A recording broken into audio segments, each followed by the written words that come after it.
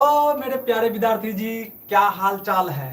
जल्दी से comment box में बताइए कैसा लग रहा है आप लोगों को। आज का क्लास का थंबनेल क्या है। कमेंट बॉक्स में फटाफट फटाफट फटाफट टकाटक जवाब आनी चाहिए। जल्दी से आप लोग इसको शेयर कीजिए।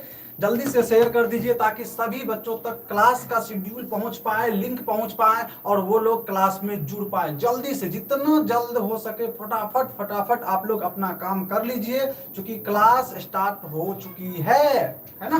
आर यू रेडी विद्यार्थी जी? क्या आप लोग तैयार हैं बिल्कुल। बिहार बोर्ड में गर्दा मचाने के लिए? Yes sir, yes sir, yes sir, हम लोग तैयार है। ज्योति प्रिया जी, है ना जी? गुरु जी आई एम रेडी। नैना कुमारी जी, मौसम कुमार जी, मनु कुमार यादव जी, सत्यम कुमार यादव जी, बहुत बहुत आभार आप सभी का प्यारे विद्यार्थी जी। जल्दी से आप लोग अपना काम कर लीजिए। सक्षम Sinha ji, I am ready sir. जल्दी से सभी विद्यार्थी जी। कोमल कुमारी जी जुड़ चुकी है। प्यारे साथियों, आप लोग जानते हैं कि आज रविवार है और रविवार को हम लोग कुछ बड़ी प्लानिंग के लिए गए हुए थे। बहुत बड़ी प्लानिंग के लिए गए हुए थे भैया, और जिसका रिजल्ट आप लोगों को कल देखने को मिलेगा कि आज की प्लानिंग हम लोगों की क्या थी। कल आप लोगों को वो दिखने के लिए मिलेगा इसी चैनल पर। कल हंगामा होने वाला है विद्यार्थी जी, सारी चीजें तैयार है। कल देखिएगा आप लोगों के लिए, हमारे टीम के लिए कुछ अद्भुत पल होने वाले हैं। कुछ अद्भुत, कुछ खास पल होने वाले हैं विद्यार्थी जी। उसी के कार्यक्रम के लिए, उसी चीजों के लिए हम लोग किसी मीटिंग में गए हुए थे, है ना। इसीलिए आज दोपहर वाली क्लास, 10 बजे वाली क्लास या 2 बजे वाली क्लास नहीं हो पाई, लेकिन फिर भी हम लोगों ने यह कोशिश किया कि नाइट में हम लोग जो है कवर करने का कोशिश करेंगे ताकि सभी विद्यार्थी जी का क्लास हो पाए। ठीक है, ज्यादा नहीं बोलेंगे यहाँ पर क्योंकि क्लास ऑलरेडी लेट हो चुकी है ना। इसीलिए हम आपको सीधा लेके चलते हैं थंबनेल पर और बताने का प्रयास करते हैं विद्यार्थी जी कि आपने यहाँ से पीछे जो 4 चैप्टर है काव्यखंड के वो कंप्लीट कर चुके हैं, वो कंप्लीट कर चुके हैं और आज आप आ चुके हैं नए अध्याय में जिसका नाम है भारत माता ग्राम वासिनी। विद्यार्थी जी, इस चैप्टर का नाम है भारत माता ग्राम वासिनी। क्या नाम है भैया? भारत माता ग्राम वासिनी, है ना। भारत माता ग्राम वासिनी। और ये आपके काव्यखंड का 5वां नंबर चैप्टर है। चैप्टर नंबर 5 है और डे नंबर भी 5 है, अर्थात 5वां दिन, 5वां चैप्टर का क्लास आपके सामने प्रस्तुत है। बने रहिएगा अंत तक, बहुत आनंद आने वाला है आप लोगों को इस अध्याय में। ठीक है, जल्दी से Lakshmi Kumari ji, hi sir, hello hello sir, hello hello सभी को हेलो, है ना भैया। हम हमेशा वही कहेंगे, आप जितना हमारी टीम को सपोर्ट करेंगे हमारी टीम उससे ज्यादा आपका सपोर्ट करेगा। आप हमारे लिए, हमारी टीम के लिए एक कदम बढ़ाइए। हमारी पूरी टीम मिलकर के इतना कदम बढ़ाएंगे आपके लिए कि आप उस ऊंचाई तक पहुंच पाएंगे जिसकी कि आप उम्मीद भी नहीं किए होंगे। ठीक है, हम आपके लिए वो सब कुछ करने के लिए तैयार है जो आप सोच रहे हैं, जो आपके अंदर इच्छा आ रही है कि, है ना। हम लोग हर चीजों के लिए तैयार है, बस हमें आप लोगों की सपोर्ट की जरूरत अभी है बच्चों। आप लोगों को बस शेयर कर देना है, अपने अपने 5 दोस्तों को शेयर कर दीजिए। कोई भी 5 दोस्तों को आप लिंक शेयर कीजिए फास्ट में, जितना हो सके गुरुजी। ईमानदारी मन से आप लोग भैया दीदी आप सभी को, जिसको जिसको भेजना है भाई भेज दो। कम से कम जितने भी विद्यार्थी जी जुड़े हैं, कम से कम 5 दोस्तों को, अपनी सखी को, सहेलियों को जो पढ़ रही है ना, आपको जिनको भेजने की इच्छा है उनको भेजो और उसको बुलाओ हमारे चैनल पर, इस चैनल पर बुलाओ, अपने चैनल पर बुलाओ उनको, है ना।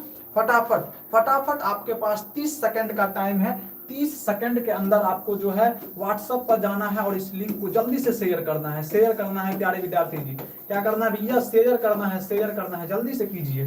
30 सेकंड का टाइम है आप लोगों के पास, जल्दी से शेयर कीजिए। सर मेरा तो कोई दोस्त नहीं है भैया। अरे भैया ऐसा कैसे होता है? इस दुनिया में ऐसा कोई नहीं है कि जिसका कोई नहीं है। अगर कोई नहीं होता तो यहाँ कोई नहीं होता इसका मतलब कोई तो है। भेजो अपने यार को, लंगोटिया यार को भेजो, किसी को भेजो भाई, भेजो जल्दी से। चलो भैया, तब तक हम आपको बताते हैं, ये आप हिंदी पढ़ रहे हैं और ये क्रिश कोर्स का आपका 5वां क्लास है। किसका भैया? क्रैश कोर्स का। और एक सूचना मैं आपको दे दूं, जो भी आपके दोस्त है, भाई है, बहन है, कोई भी है आसपास में जो बिहार बोर्ड मैट्रिक की तैयारी करना चाहता है, आप उनको बताएं कि जॉस स्टडी क्लासेस पर मात्र 99 रुपया में परीक्षा तक पढ़ाएंगे विद्यार्थी जी, मात्र 99 रुपया में। और फिजिकली सपोर्ट की जरूरत जहां पड़ेगी, हमें जिन बच्चों से मिलने की जरूरत पड़ेगी, हम उनके जिला, उनके गांव, उनके घर पर आकर के हम लोग उनसे मिलेंगे, बातचीत करेंगे। जो भी हमारे तरफ से सहयोग बन पाएगा हम लोग वो एफर्ट लगाएंगे आप लोगों के लिए बच्चों। ठीक है, तो आप लोग अपने भाइयों को, दोस्तों को, जो भी बच्चे को जरूरत लग रहा है उन्हें बताइए और अपनी टीम से जोड़िए, आप अपने परिवार से जोड़िए। इस परिवार को आप हमें मतलब अपना परिवार समझिए ना। जॉस स्टडी क्लासेस किसी एक का अधिकार नहीं है, ये आप सभी का अधिकार है साथियों, ये आप सभी का अधिकार है। अरे भैया ये क्या हो गया था जी? अरे रे आवाज जा रही है ठीक ठाक आवाज आ रही है साथियों? चलो भाई, अच्छा हुआ कि चैप्टर शुरू नहीं किए थे। नैना कुमारी जी आ चुकी है ना? बने रहिएगा, आप लोगों को इस अध्याय में बहुत आनंद आने वाला होगा। आवाज फ्रेश है? बताओ पहले से फ्रेश है या नहीं है? पहले से फ्रेश है आवाज? वॉइस सही है? हाँ सर, बिल्कुल सर, अब सही है। पहले तो कुछ और टाइप का आवाज आ रहा था, अब ठीक है ना? यस सर, आगे बढ़े अब। चलो भाई आगे बढ़ते हैं। सबसे पहले क्या करते हैं? भगवान श्री गणेश का आशीर्वाद लेते हैं। आइए एक साथ बोलते हैं, श्री गणेशाय नमः। हेलो सर, चलिए भगवान का आशीर्वाद लीजिए और इस चैप्टर में बने रहिएगा। नैना कुमारी जी है ना? बने रहिएगा विद्यार्थी जी। आइए एक मोटिवेशन हम आपको सुनाते हैं। कहते हैं कि खुद को इतना मजबूत बना ले कि हर मुश्किल का हल निकाल ले। खुद को इतना मजबूत बना ले कि हर मुश्किल का हल निकाल ले। और कहते हैं कि रुकना नहीं है किसी भी हाल में विद्यार्थी जी, रुकना नहीं है। उज्जवल सिंह जी, रुकना नहीं है, बस अपनी तकदीर बदल ले। रुकना नहीं है भैया, कुछ भी हो जाए रुकना नहीं है। हमें जिंदगी में आगे बढ़ते रहना है, हमें अपने लक्ष्य की ओर बढ़ना है। लक्ष्य प्राप्ति के लिए विद्यार्थी जी पूरा जान जीव लगा करके दौड़ना है। क्या करना है नैना जी? बोलिए, क्या करना है? दौड़ना है हमें, है ना? दौड़ना है हमें। अगर आप दौड़ नहीं पाते हो, अगर आप दौड़ने में सक्षम नहीं हो, तो आराम से चलो लेकिन आगे चलो। रुकना नहीं है साथियों, आराम से चलो लेकिन चलो। अगर आप चलने में भी सक्षम नहीं है तो रेंगो धरती पर, रेंगो ससरो, है ना? लेकिन रुकना नहीं है। यस या नो? सर जी आप कहाँ से हो? भैया हम इसी धरती से हैं, और इसी धरती पर सहरसा नाम का एक जिला है, हम उसी जिले से हैं। ठीक है,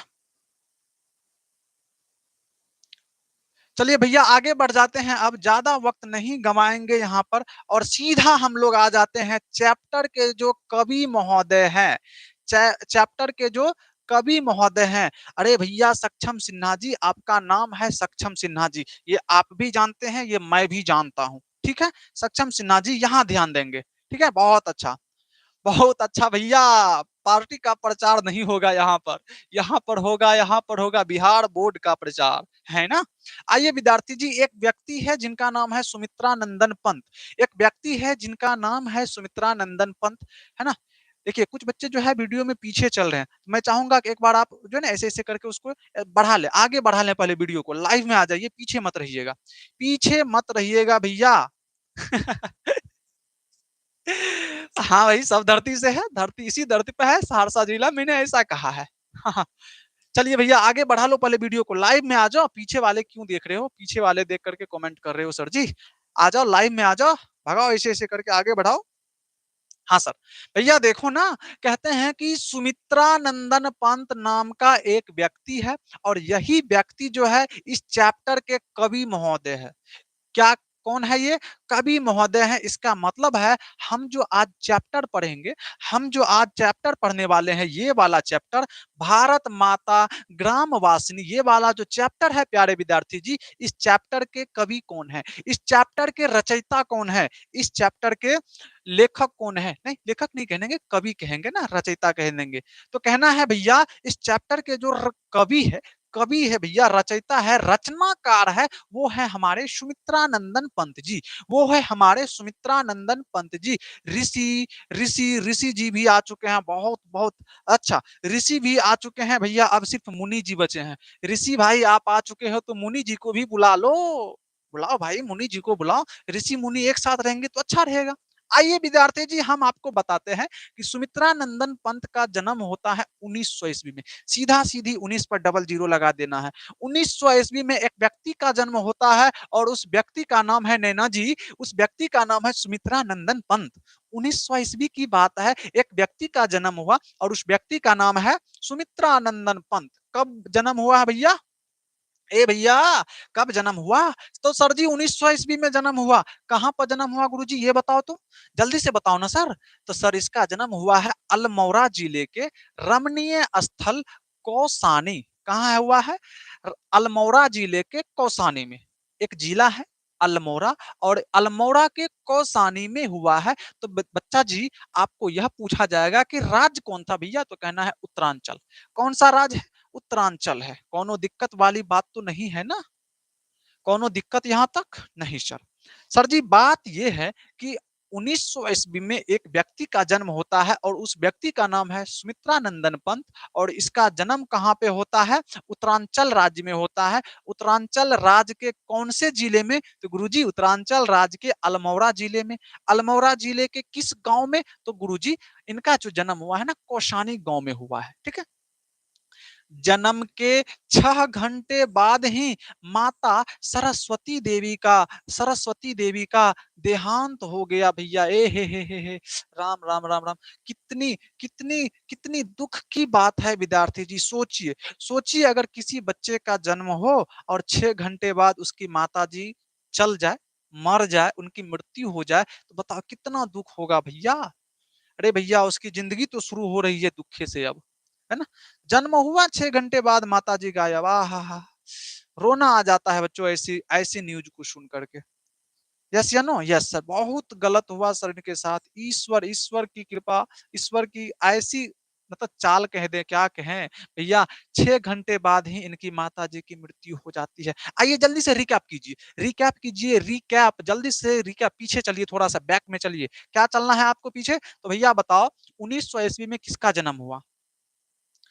1900 ईस्वी में किसका जन्म हुआ? तो गुरुजी 1900 ईस्वी में जन्म हुआ सुमित्रानंदन पंत का। किसका? सुमित्रानंदन पंत का जन्म हुआ। और कहां पर हुआ? तो कहना है गुरुजी उत्तरांचल राज्य, अल्मोड़ा जिला, कोसानी गांव। अल्मोड़ा जिला, कोसानी गांव जो उत्तरांचल में है, वहां पर इनका जन्म हुआ है। इनकी माता जी का नाम है सरस्वती देवी।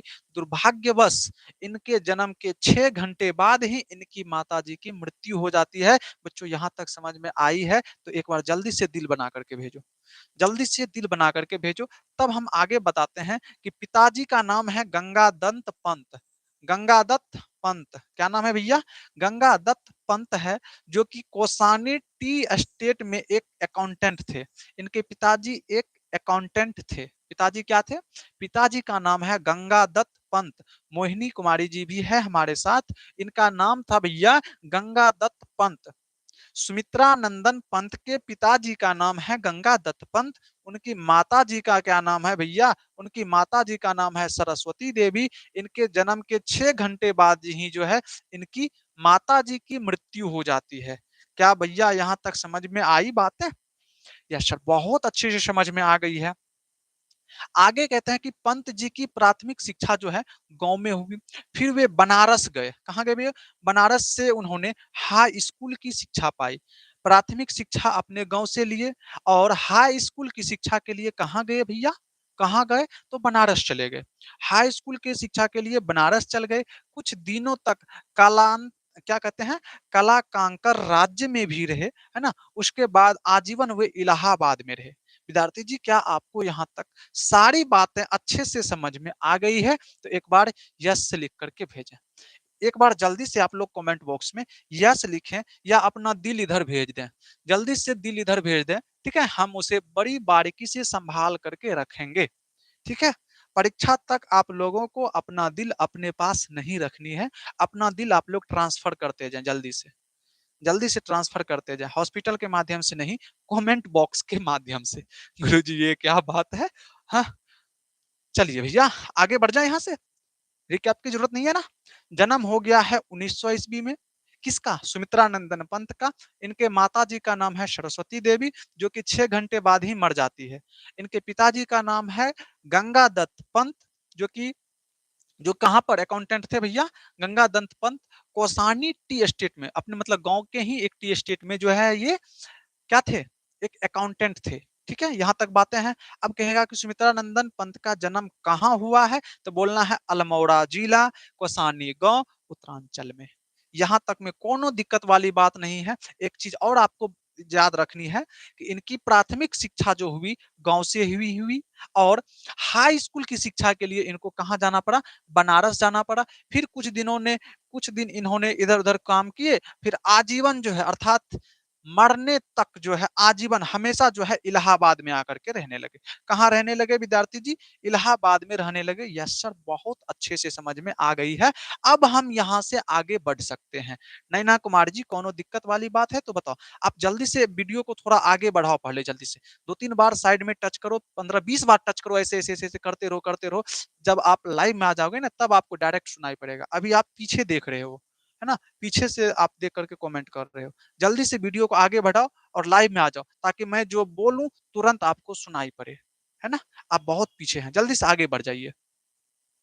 विद्यार्थी जी आगे देखिए, आगे कहते हैं कि 29 दिसंबर की बात है ना? 29 दिसंबर 1977 ईस्वी में भी इनका भी मृत्यु हो गई। विद्यार्थी जी 1900 ईस्वी को इसका जन्म हुआ, 1977 ईस्वी को इसका मृत्यु हो गया। तो बताओ भैया क्या साल जिया? तो कहना है बच्चा जी 77 वर्ष भैया। ए मेरे भाई 77 वर्ष इन्होंने अपने जीवन को जिया। कितने वर्ष? 77 वर्ष। ठीक है, लगभग 77। अब उसमें डेट तारीख तो दिया नहीं था, सिर्फ ईयर्स दिए हुए थे। तो आप कहेंगे कि सर 29 दिसंबर 1977 की इनकी मृत्यु हो जाती है। यहाँ तक में कोनो दिक्कत वाली बात आप लोगों को नहीं होनी चाहिए।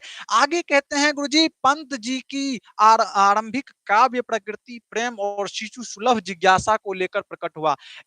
पंत जी के अंदर जो है भैया, अंदर जो है काव्य प्रकृति प्रेम, मतलब काव्य के प्रति जो है प्रेम कैसे हुआ? कैसे प्रेम हुआ? तो कहते हैं कि प्रकृति प्रेम और शिशु सुलभ जिज्ञासा को लेकर हुआ।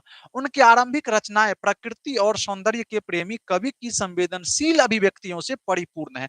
जब इन्होंने शुरू किया था तो ज्यादातर इन्होंने प्रकृति के बारे में लिखा। किसके बारे में लिखे बताओ मोहिनी जी?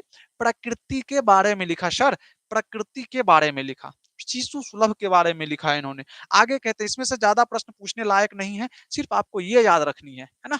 इसमें ज्यादा समय नहीं देना है, आपको ये याद रखनी है कि मृत्यु कब हुई इनकी। पंत जी प्रवृत्ति से छायावादी है, बिल्कुल ये याद रखने की जरूरत है आपको कि पंत जी जो है वो प्रवृत्ति से क्या थे? पंत जी प्रवृत्ति से क्या थे? तो बच्चों बताना है आप लोगों को गुरुजी, पंत जी जो है प्रवृत्ति से छायावादी है, परंतु उनके विचार उदार मानवतावादी है। उन्होंने प्रसाद और निराला के समान, किनके समान भैया? प्रसाद और निराला, प्रसाद और निराला के समान छंदों और शब्द योजना में नवीन प्रयोग किया। पंत जी की प्रतिभा कलात्मक सूझ से संपन्न है। उनकी रचनाओं में एक विलक्षण मृदुता और सोष्ठ में मिलता है। सुखबोध के अनुसार, किसके अनुसार? सुखबोध के अनुसार अपनी काव्य भूमि का विस्तार करते रहना पंत की काव्य चेतना की विशेषता है।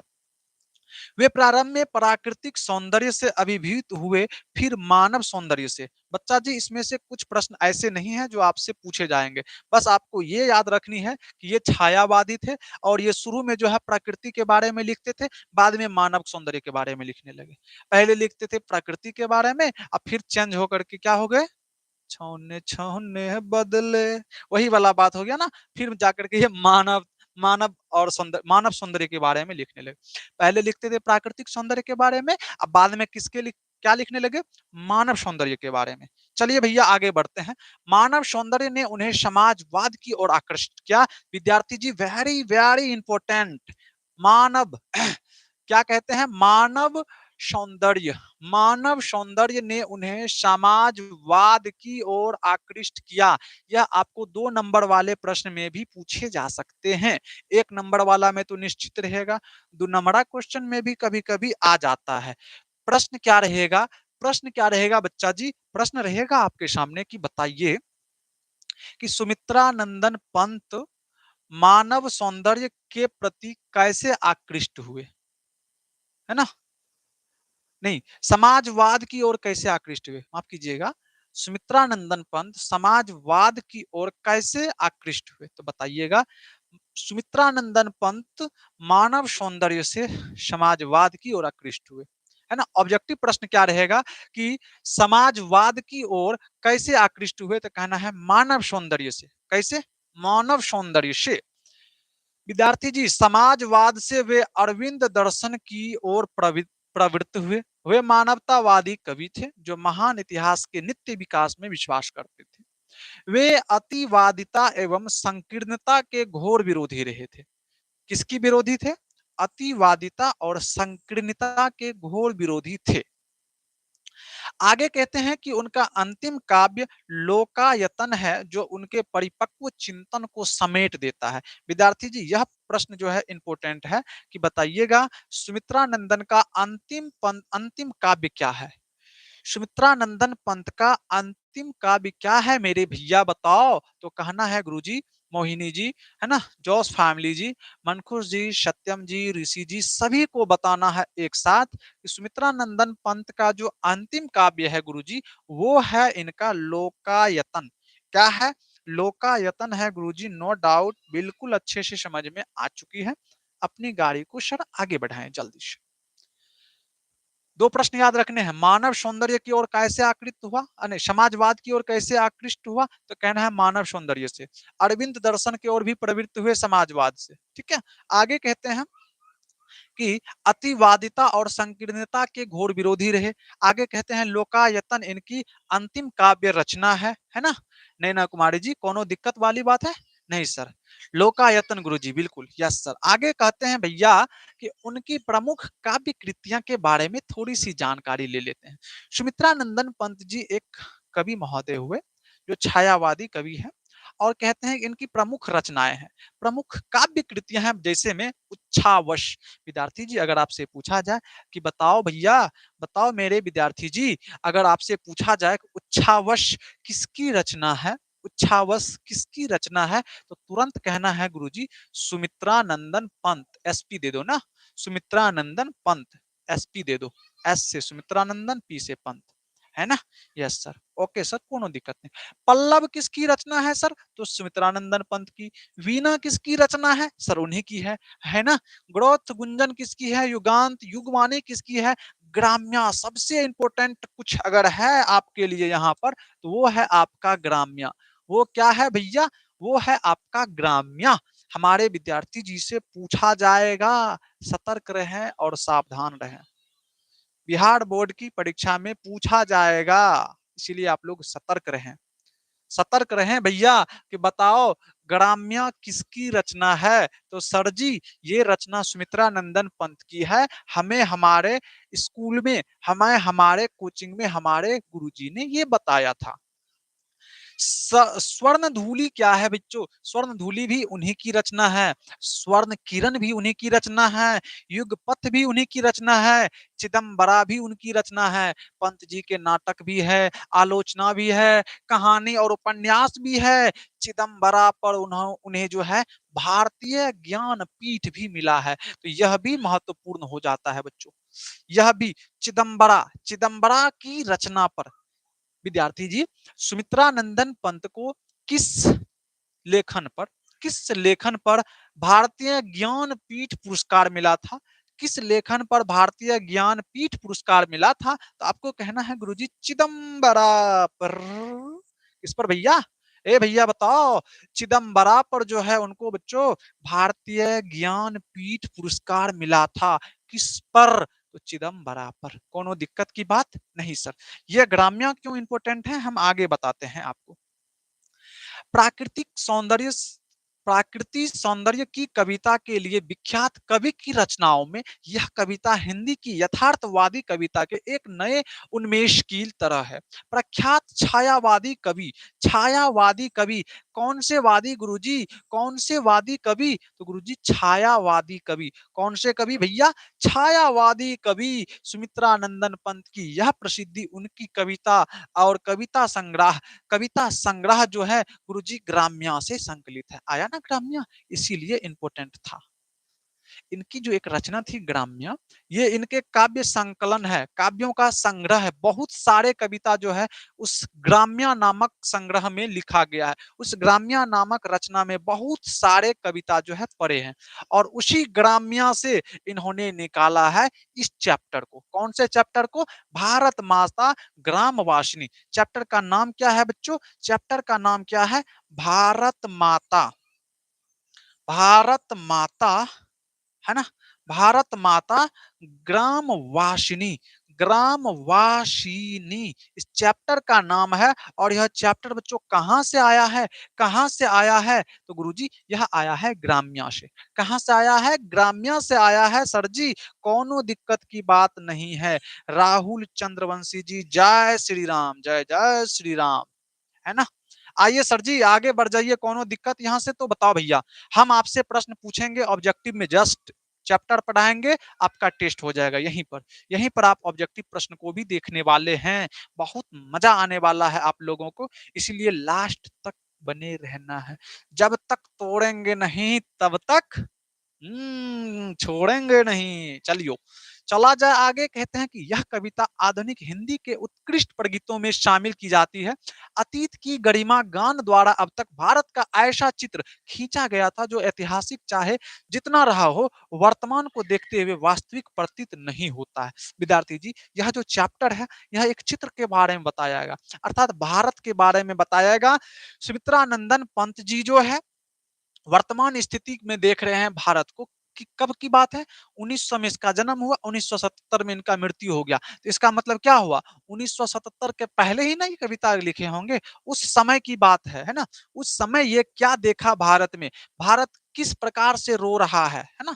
जब गुलाम था भारत, किस प्रकार से रो रहा है, कौन सी दर्द वेदना अंदर में भरे हुआ था भारत, उसके बारे में बताएगा ये। पहले का इतिहास बहुत गर्व का था हम लोगों का। हमें अखंड भारत कहा जाता था, हमें विश्व गुरु कहा जाता था, हमारे भारत को बच्चों सोने की चिड़िया कहा जाता था। फिर क्या हुआ? फिर क्या हुआ आप लोग जानते हैं।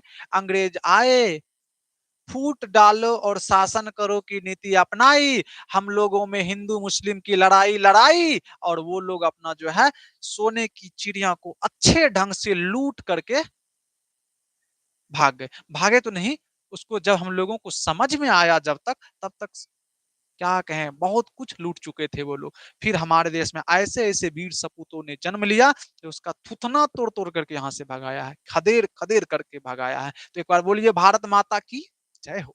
जय हो साथियों, जय हो। भारत माता की जय हो। गुरुजी आज तो भारत माता के ही बारे में पढ़ने वाले हैं, और अच्छा लगेगा हमें, है ना। राहुल चंद्रवंशी जी, बिल्कुल सर। मोहिनी जी है, मन्नू यादव जी है, जॉश फैमिली है। जल्दी से एक बार कमेंट करें आप लोग कौन कौन से विद्यार्थी जी यहाँ हैं।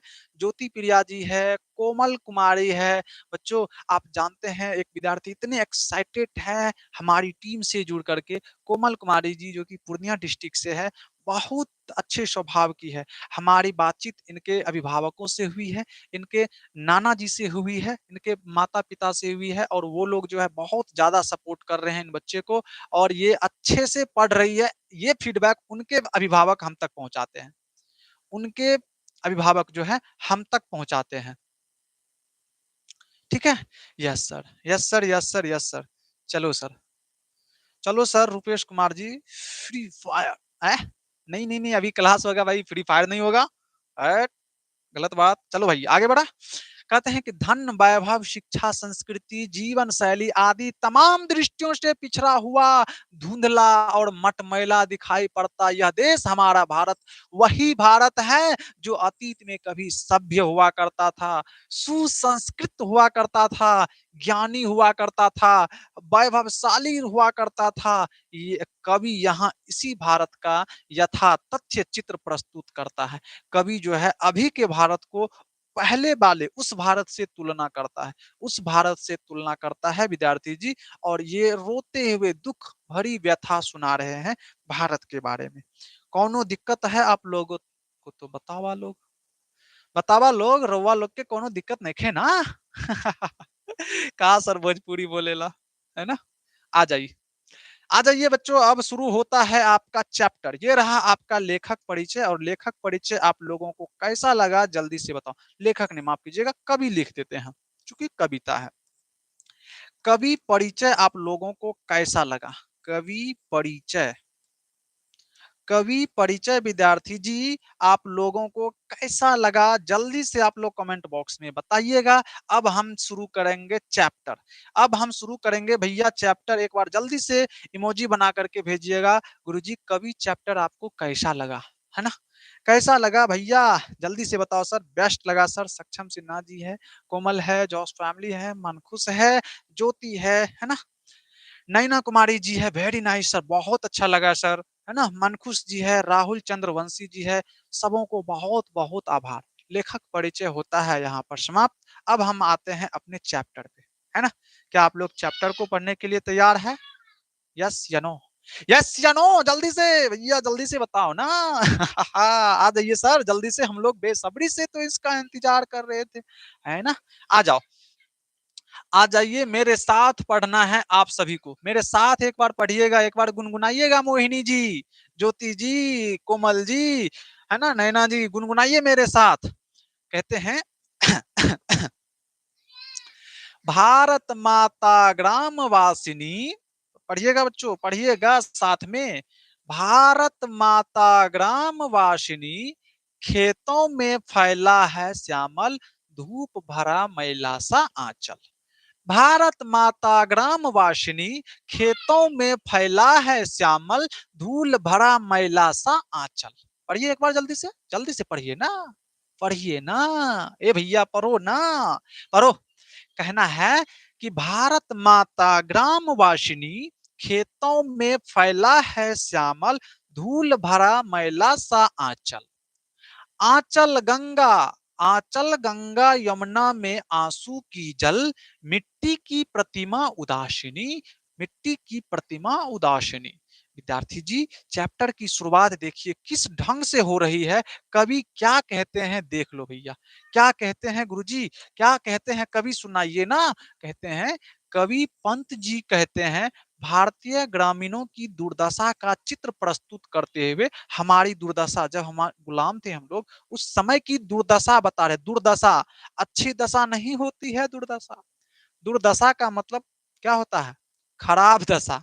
कोई आदमी आपसे गुस्सा होता है ना, तू मिलिए बाहर, दुर्दशा पुरा देंगे तुम्हारा, सब दशा पुरा देंगे, दुर्दशा पुरा देंगे, है ना। दुर्दशा का मतलब क्या? खराब दशा। आगे कहते हैं बच्चा जी, भारत की आत्मा गांव में निवास करती है। बिल्कुल 110% सही बात है। सच्चे अर्थों में भारत के दर्शन कहाँ हो सकते हैं? तो मैक्स मूलर साहब कहे थे हिंदी के गौध खंड में, भारत से हम क्या सीखने वाले चैप्टर में, चैप्टर नंबर क्या था बच्चों, जो भी हो, भारत से हम क्या सीखें, उसके लेखक थे मैक्स मूलर। और मैक्स मूलर साहब बोले थे, क्या बोले थे भैया बताओ? तो वो भी ये बात बोले थे, सच्चे अर्थों में भारत के दर्शन कहाँ हो सकते हैं? तो ग्रामीण जीवन में, अर्थात गांव में। यहाँ पर सुमित्रानंदन पंत भी कहते हैं, भारत की आत्मा जो है ना साथियों, वो गांव में निवास करती है। आपसे प्रश्न पूछा जाएगा कि भारत की आत्मा कहाँ निवास करती है, तो आपको बताने में तनिक भी देरी नहीं होनी चाहिए कि भारत की आत्मा गांव में निवास करती है। कहाँ निवास करती है गुरुजी? गांव में। Yes sir. आगे कहते हैं, जहां खेत सदा हरा भरा रहते है, किंतु यहाँ के निवासी शोषण की चक्की में पिसकर मजबूर दिखाई देते हैं, मजबूर दिखाई देते हैं। कहते हैं कि हमारे यहाँ की जो खेती हो रही है ना गुरुजी, खेती बिल्कुल हरे-भरे हो रही है, लेकिन यहाँ के लोग जो दिख रहे हैं, गुलामी की चक्की में पीसा गए हैं बेचारे लोग, पिसा गए हैं बेचारे लोग और मजबूर दिख रहे हैं। मजबूरी थी ना, तब ना 3 कठिया व्यवस्था लागू थी हमारे यहाँ, नील की खेती जबरदस्ती ना करवाई जाती थी। Yes sir. कहते हैं कि गंगा यमुना के जल उनकी व्यथा के प्रतीक है। गंगा का पानी और यमुना का पानी यहाँ कह रहे हैं कवि महोदय कि भारत माता के दुख की प्रतीक है वो समझो कि भारत माता की आंसू बह रही है गंगा और यमुना में। क्या बह रही है? आंसू बह रही है ना? आगे कहते हैं सीधे-सीधे किसान अपनी दयनीय दशा के कारण अपने दुर्भाग्य पर आंसू बहा रहे हैं और उदास है ना? कौन उदास है भईचा? कौन है उदास है? तो भारत माता जो है उदास है। भारत माता क्या है?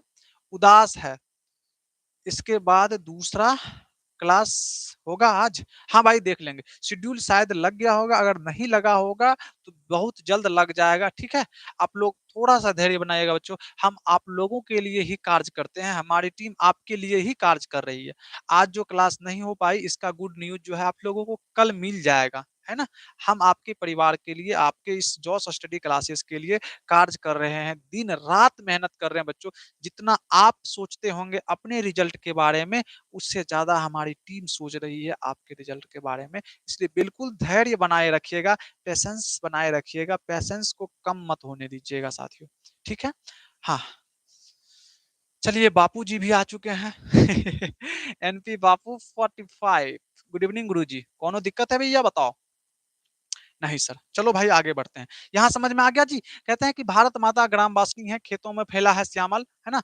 धूल भरा मैला सा आँचल कहेगा कि मिट्टी से मला आंचल यानी कि धूल से भरा आंचल किसका है? तो कहना है बच्चों भारत माता की। भारत माता की प्रतिमा कैसी दिख रही है? तो कहना बच्चों उदास दिख रही है, उदासीन हो रही है ना?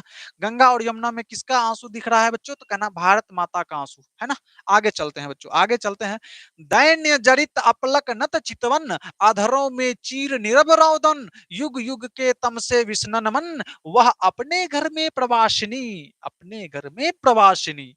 विद्यार्थी जी अर्थ समझिएगा। कहते हैं यहाँ पर कि पंत जी भारत माता के कर्मठ सपूत किसानों की दैन्य दशा एवं दुख पूर्ण जीवन की करुण कहानी प्रस्तुत करते हुए कहते हैं कि जमींदारों एवं सुदखोर साहूकारों के शोषण ने इन्हें अति गरीब बना दिया है, चेतना शून्य बना दिया है। अपने मजबूरी के कारण अपने ऊपर हो रहे अन्याय को सिर झुकाए अपलक देखने को मजबूर है। वे अपने अंदर की पीड़ा अंदर ही अंदर सहने को मजबूर है। इस सदियों की त्रासदी में उनके जीवन को निराशा बना दिया है। वे अपने घर में अपने अधिकार से वंचित है।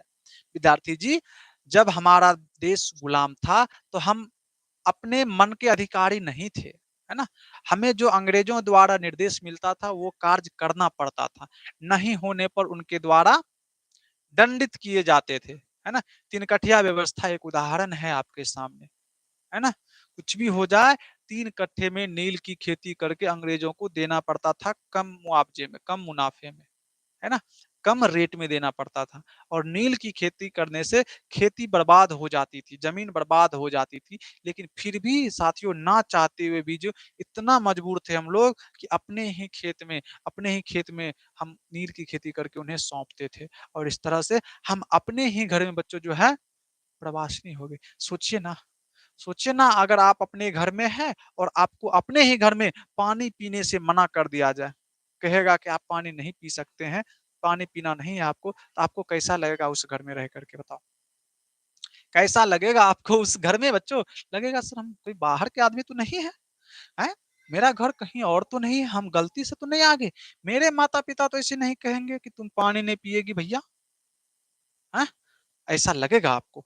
तो यहाँ कह रहे हैं कि भारत माता की चित्रण करते हुए कहते हैं, वो अपने ही घर में जो है प्रवासिनी लग रही है। प्रवासिनी का मतलब क्या? दूसरे जगह की।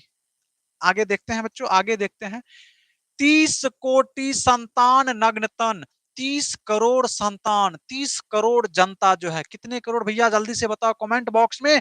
ऑब्जेक्टिव प्रश्न पूछे जाते हैं बिहार बोर्ड की परीक्षा में कि कितने करोड़ लोग जो है नग्न तन है, मतलब उनके पास कपड़ा पहनने की भी क्षमता नहीं है। कितने करोड़ लोग जो है बिना कपड़ों के जीवन व्यतीत कर रहे हैं, उस समय की बात कहते हैं गुरुजी 30 करोड़, 30 कोटि मतलब 30 करोड़ जनता जो है, 30 करोड़ आबादी जो है बिना वस्त्र के जीवन यापन कर रहा है। ये सुमित्रानंदन जी पंत उस समय की बात कह रहे हैं। अर्ध अर्ध अर्ध क्षुदित शोषित निर निरशस्त्रजन मूढ़ असभ्य अशिक्षित निर्धन नतमस्तक तरु तल निवासिनी, कहते हैं कि वे अर्धक्षुदित है, शोषित है, निरस हो चुका है। हमारी जनता, यहाँ की जनता जो है विद्यार्थी जी निरस हो चुकी है, वो मूढ़ है, असभ्य है, अशिक्षित है, उनको जो है शिक्षा वैसी नहीं मिली है वो अपने अधिकार की लड़ाई के लिए आवाज उठा सके। नतमस्तक है वो, तरु तल निवासिनी, तरु तल निवासिनी, वृक्ष के निकट, वृक्ष के नीचे यानी कि धरती के नीचे वे लोग जो है तरु तल निवासिनी है ना, तरु तल निवासिनी कहते हैं बच्चा जी अंग्रेजी शासन की क्रूरता के कारण, अंग्रेजी शासन के कारण, अंग्रेजों के कारण जो है बच्चों हमारे यहाँ हमारे 30 करोड़ संतान जो है अर्धनग्न है। अर्धनग्न का मतलब आधे, आधा नंगा है, आधा कपड़ा है, आधा नंगा है। बच्चों हंसने की बात नहीं है, दुख की बात है। सुमित्रानंदन पंत जी दुख के साथ यह व्यथा जो है प्रकट कर रहे हैं। तथा अर्ध पेट है, अर्ध क्षुधित है मतलब आधे पेट है, भर पेट बच्चों खाना भी नहीं मिल पाता था उन लोगों को, है ना, पूरे शरीर तो वस्त्र नहीं मिलता था, भर पेट खाना भी नहीं मिलता था, और कहते हैं पूरा शोषित जीवन जी रहा है, जीवन व्यतीत करने को विवश है, ऐसी जिंदगी जीने के लिए मजबूर है। बच्चों बताओ कैसा लगेगा आप लोगों को अगर ऐसी जिंदगी जीना पड़े। तो गुरुजी कहोगे कि सर ऐसी जिंदगी जीने से अच्छा चाकू मार के अपने से उलट जाए। अपने से उलट जाए सर, है ना, जब हमको पूरा वस्त्र शरीर ढकने के लिए पूरा वस्त्र नहीं मिलेगा, खाने के लिए भरपेट खाना नहीं मिलेगा, है ना, तो जिंदगी कैसे चलेगी गुरुजी। चाकू लेंगे और गजोड़ के अमाशय अग्नाशय लीवर यकृत सबको फोड़ फाड़ करके उलट जाएंगे। आगे कहते हैं विद्यार्थी जी इनमें प्रतिकार और विरोध करने की भी शक्ति नहीं है। विद्यार्थी जी अंग्रेजों के विरुद्ध लड़ने की भी क्षमता इसको नहीं थी, जो हमको मजबूर कर रहा है हम उसके सामने उसका विरोध कर सकें ये भी क्षमता उसके अंदर नहीं थी। कब की बात हो रही है, सुमित्रानंदन पंत जी की बात हो रही है। इनका जन्म हुआ था 1900 ईस्वी में और मृत्यु हुआ 1977 ईस्वी में। तो 1900 और 1977 के बीच की बात है। कब की बात है, बीच की बात है। और आप जानते हैं हमारा देश जो है 1947 को आजाद हुआ था, अर्थात जब से इनका जन्म हुआ तब से लेकर के 47 साल तक हमारा देश गुलाम था इनके इनके जीवन में। तो उस समय की बात ये कह रहे थे, ठीक है। चलो भैया आगे कहते हैं ये भी शक्ति उनके पास नहीं है, वे मूर्ख है, क्या है, मूढ़ है मतलब बेवकूफ है वो जनता, है ना, असभ्य है, वो बिल्कुल भी कुछ नहीं जानते हैं, उनके पास कोई जानकारी नहीं है क्योंकि वो अशिक्षित है, गरीब है, पेड़ के नीचे, पेड़ के नीचे यानी गाछ वृक्ष के नीचे, घर भी नहीं है साथियों, घर भी नहीं है, पेड़ के नीचे तरु तल निवासनी, पेड़ के नीचे जो है अपना निवास कर करके जिंदगी यापन कर रहा है, जीवन यापन कर रहा है। कितने करोड़ लोग, कितने लोग थे भैया बताओ, तो कहना है 30 करोड़ लोग। कितने लोग, 30 करोड़ लोग थे गुरुजी। वर्षा तथा जाड़ा का कष्ट सहन करते थे। बताओ ना, जो कि अर्धनग्न है, आधे शरीर पर कपड़ा है, आधा पेट खाना खाया हुआ है, भरपेट भी औकात नहीं है, और सर्दी हो, गर्मी हो, ठंडी हो, बरसात हो, पेड़ के नीचे, वृक्ष के नीचे जीवन यापन कर रहे हैं। सोचो उनकी दशा क्या होगी। और ऐसे जीवन यापन करने वाले लोगों की संख्या कितनी थी विद्यार्थी जी बताओ, बताओ बताओ बताओ। गुरुजी 30 करोड़। कितने बच्चे थे, कितने थे भैया बताओ, 30 करोड़ थे। कितने थे गुरुजी, 30 करोड़, है ना। चलिए सर आगे बढ़िए। स्वर्ण सस्य पर पद तल लंठित धरती सा सा सहिष्णु मन कुंठित, स्वर्ण सस्य पर पद तल लंठित, धरती सा सहिष्णु मन कुंठित, क्रंदन कंपित अधर मौन अस्मित, राहु ग्रसित सार तेंदु हासिनी। विद्यार्थी जी आगे कहते हैं कि पंत जी कहते हैं कि जिनकी पक्की फसल सोने के समान दिखाई पड़ती है, पराधीनता के कारण वो शोषण के शिकार है। वे उनके हर अपमान, शोषण, अत्याचार आदि को सहन करते हुए धरती के समान सहनशील बने हुए हैं। अर्थात वे अपने जुल्मों का विरोध ना करने चुपचाप सहन कर लेते हैं।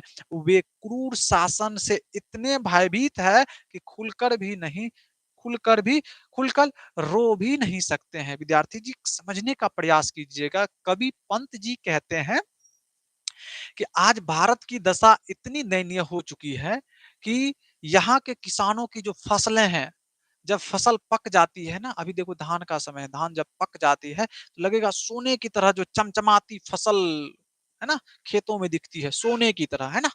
तो विद्यार्थी जी कह रहे हैं कि जब फसल पक जाती है तो सोने की तरह दिखती है, और वो भी इनको जो है अंग्रेजी शासन काल में वो उस पर भी इनका पूरा अधिकार नहीं था बच्चों। फसल मेरा है लेकिन पूरा अधिकार नहीं है ना? पूरा अधिकार नहीं है। हाँ, जय श्री कृष्णा, जय श्री कृष्णा जी। आइए विद्यार्थी जी कहते हैं पूरा अधिकार नहीं है, वो लोग शोषण के शिकार हो चुके थे। अंग्रेज जो है उनका शोषण करते थे। कहते हैं उनके हर अपमान, शोषण, अत्याचार आदि को वो सहन करते थे। अंग्रेज कितना भी इसको मार ले, पीट ले, भला-बुरा कह दे, कुछ भी कह दे, ये लोग जो है, ये जनता जो है उसका विरोध करना नहीं जानती थी। वो लोग इतने भयभीत थे, इतने डरे हुए थे कि खुल करके उसके सामने रो भी नहीं सकते थे। रो भी नहीं सकते बच्चों, रोने पर भी मार मारता था, बड़ी मार मारता था अंग्रेजों से, बड़ी मार मारता था, रोने पर भी मारता था बच्चों, बताओ। कहते हैं कि फिर क्या करते थे ये लोग आखिर? तो जिस प्रकार से धरती सारा कष्ट सहन करती है और कुछ नहीं बोलती है, उसी प्रकार से जो है यह जनता जो है यह जनता जो है अंग्रेजों का सारा जुल्म अत्याचार सहन करती थी, कुछ जवाब नहीं देती थी। कहेगा सर धरती कैसे सह रही है? आप धरती पर गुरुजी कुदाल चलाओ, खुरपी चलाओ, कचिया चलाओ, कुछ भी चलाओ, क्या धरती आपको कहती है कभी? अरे भैया मेरे पर कुदाल मत चलाओ, कुदाल मत चलाओ। ठीक है? समझ रहे हैं ना बात को? तो धरती के तरह, जिस तरह से धरती सारे कष्ट को सहन करके चुपचाप रहती है, उसी तरह से यह जनता जो है अंग्रेजी शासन काल में जो है इस तरह से रहती थी। स्टडी प्लस किंग, है ना? कहाँ से पढ़ा रहा है सर? सर जी हम पढ़ा रहे हैं अपने स्टूडियो से, और यह स्टूडियो है सहरसा में। ठीक है? यह स्टूडियो है सहरसा में है भैया। चलो भैया आगे बढ़ो। अंग्रेजों को ऐसी की तैसी, अंग्रेजों की ऐसी की तैसी बच्चों, बहुत ऐसी की तैसी कर देना है। आ जाइए, आगे कहता है कि देशवासियों की ऐसी दुर्दशा और व्यवस्था देखकर कभी दुख भरे मन से कहता है कि जिस देश के वीरों की गाथा संसार में शरद पूर्णिमा की चांदनी के समान चमकती थी, आपसी शत्रुता के कारण आज ग्रहण लग गया है, अंधकार लग गया है। हमारे देश की आप याद कीजिए ना, चंद्रगुप्त मौर्य को, अशोक सम्राट को, महाराणा प्रताप को, लक्ष्मीबाई को, ऐसे ऐसे योद्धा हुए थे जिनका नाम सुन करके पूरा संसार कांपता था, है ना। लेकिन आज वही भारत जो है इस चट्टे अंग्रेजों के गुलाम में ऐसी दुर्दशा हो गई है, ऐसी दुर्दशा हो गई है, तो कवि जो है उसका वर्णन करते करते रो रहे हैं। हे भगवान, क्या भारत था उस समय, क्या अभी है। सुने थे ना? यस सर, यस सर, ऐसी बात है। आइए देखो, आपसी शत्रुता के कारण, आपसी लड़ाई के कारण अंग्रेज जब आए तो एक ही नीति लगाए थे। ये आपके हिस्ट्री में भी पूछा जाता था। अंग्रेजी की क्या नीति थी? अंग्रेजों की नीति थी फूट डालो। क्या था भैया? फूट डालो और शासन करो। फूट डालो और शासन करो। फूट डालो और शासन करो। तो बच्चों बताओ, अगर आपसे हिस्ट्री में पूछेगा कि फूट डालो और शासन करो की नीति किसने अपनाई थी, तो क्या कहोगे? क्या कहोगे गुरुजी? तो कहना है गुरुजी अंग्रेजों ने। किसने गुरुजी? अंग्रेजों ने। अंग्रेजों ने यह नीति अपनाई थी। Yes sir, yes sir, yes sir, yes sir. फूट डालो और शासन करो। एक विद्यार्थी जी कहता है कि कोई है जो मुझे जानते हैं? भैया आपको कौन जानेगा? कोई नहीं जानेगा। कोई नहीं जानेगा। ठीक है? चलिए जी, आगे बढ़ें। आइए आगे बढ़ते हैं। भैया अभी यहाँ देखिए ना, कहते हैं चिंतित भ्रिकुटी क्षितिज तिम्रांकित नामित नयन नभ वाष्प वाष्पच्छादित आनन श्री छाया शशि उपमित ज्ञान मृदु गीता प्रकाशनी। विद्यार्थी जी ऐसी ऐसी उपमा बताते हैं इनके बारे में, है ना? ऐसी ऐसी इनका बारे में कहते हैं। कवि पंत जी कहते हैं, बड़े प्यार से कवि पंत जी कहते हैं बच्चों, क्या कहते हैं सुनिएगा। कहते हैं कि अंग्रेजों के अत्याचार एवं शोषण से लोग उदास थे, निराश थे और हताश थे। यानी वातावरण में घोर निराशा छाई हुई थी, घोर निराशा छाई हुई थी, घोर निराशा छाई हुई थी। आगे कहते हैं देशवासियों की ऐसी मन की स्थिति पर कवि जो है आश्चर्य प्रकट करता है, आश्चर्य प्रकट करता है भैया, आश्चर्य प्रकट करता है और कहता है कि जिसके मुख की शोभा, जिसके मुख की शोभा श्रीमुख, आनन श्रीमुख, आनन का मतलब होता है मुख, श्री का मतलब शोभा, जिसके मुख की शोभा की उपमा चंद्रमा से की जाती थी। फिर जहां गीता जैसे प्रेरणा प्रेरणादायी ग्रंथ की रचना हुई थी, उस देश के लोग अज्ञानता और मूर्खता के कारण गुलाम है। बच्चों हमारे देश में, हमारे यहाँ, है ना, इतने इतने महान पुरुष आए थे, है ना, यहाँ गीता की रचना हुई, है ना, गीता की रचना हुई, जिनके मुख की, भारत की तुलना जो है चंद्रमा से की जाती थी, उस तरह से की जाती थी। लेकिन आज यहाँ के लोग जो है मूर्खता के कारण, अज्ञानता के कारण और फूट डालो शासन करो की नीति में फंस करके बच्चों ये लोग जो है आज गुलाम बने हुए हैं। आगे कहते हैं सफल आज उसका तप संयम, पीला अहिंसा स्तन्य सुधोपमम, हरती जन मन भय भवतम भ्रम, जग जननी जीवन विकासनी, जग जननी जीवन विकासनी।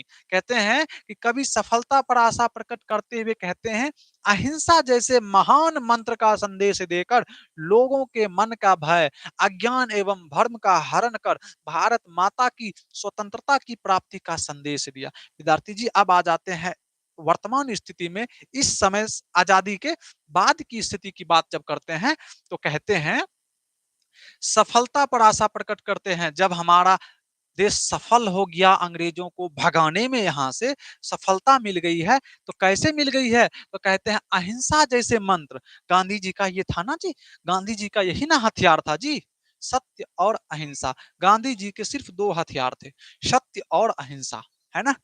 अहिंसा जैसे महान मंत्र का संदेश दे करके, सत्य और अहिंसा का पाठ पढ़ा करके गांधी जी ने लोगों के मन से अंग्रेजों के प्रति जो भय था, डर था, पहले उसको दूर किया। सब लोग इतने सजग हो गए, इतने ना मतलब उतावले हो गए, अंग्रेजों को ज्यादा दिन यहाँ रहने की जरूरत नहीं पड़ी, उसको पीट पीट करके, ठोक पीट करके उसको जो है खदेड़ खदेड़ करके भगाया है ना। संदेश दिया। बच्चों क्या आप लोगों को यहाँ तक समझ में आई? तो एक बार जल्दी से दिन बना करके भेजें, क्योंकि आपकी चैप्टर होती है यहाँ पर समाप्त। आपके चैप्टर की क्या हो रही है भैया? हमारे चैप्टर की हो रही है द एंड। क्या हो रही है? द एंड हो रही है बच्चों। अब आप लोग टेस्ट देने के लिए तैयार रहेंगे। जल्दी से पहले एक बार दिल बना करके भेजें, जल्दी से एक बार दिल बना करके भेजेंगे आप लोग। फास्ट में नैना जी है, मनखुश जी है, ज्योति जी है ना। जल्दी से भेजो भाई, जितने भी लोग लाइव देख रहे हो जल्दी से दिल बना करके भेजो। अब आपके सामने ऑब्जेक्टिव प्रश्न है तैयार, पहला प्रश्न है आपके सामने, इसलिए जल्दी से आप लोग दिल बना करके भेजें। पहले फास्ट फास्ट करें, फास्ट करें। मोहिनी जी, है ना, क्या है जी, क्या है, अनोखी, अनोखी, है ना। अभिषेक कुमार जी, जल्दी से एक बार दिल बना करके भेजें भाई। हाँ बहुत अच्छा, बहुत अच्छा, बहुत अच्छा, है ना। चलिए अब आइए प्रश्न पे। प्रश्न नंबर 1 है आपके सामने, प्रश्न नंबर 1 है आपके सामने। ज्यादा वक्त नहीं लगाना है आप लोगों को, क्योंकि आप लोग चैप्टर को बहुत अच्छे से पढ़े हैं, है ना। तो जल्दी से आप बताइए ना कि भारत माता किसकी कविता है? भारत माता किसकी कविता है गुरुजी? ये भी पूछने वाली बात है।